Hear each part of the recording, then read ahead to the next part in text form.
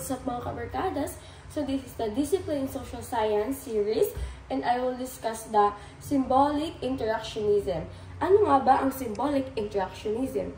Ang symbolic interactionism ay simpleng paraan kung paano natin naiintindihan o nabibigyang kahulugan ang isang simbolismo. Next is ang rational choice theory. Ano naman ang rational choice theory? Ang rational choice theory ay kung paano tayo gumagawa ng desisyon.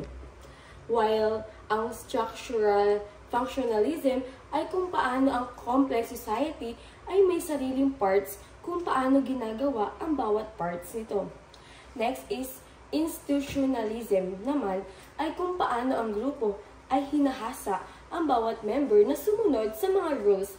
Dapat yun ay ang nararapat. Ang mga nararapat nilang gawin ay hindi naman yung talagang susundin nila. Next up naman is human environment. Ang human environment naman ay system approach. In short, kung paano ang tao at ang environment work ay nakakapag-apekto sa isa't isa. Second to the last is psychoanalysis.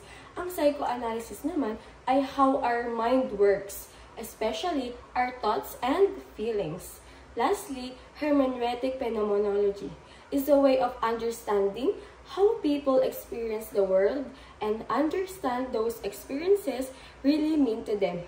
Ang pag-aaral ng mga ito ay kung saseryosohin ay malaking tulong, lalo na sa mga kabataan, sa mga pag-build ng kanilang mga sarili. Naway may natutunan kayo sa ating aralin. Paalam!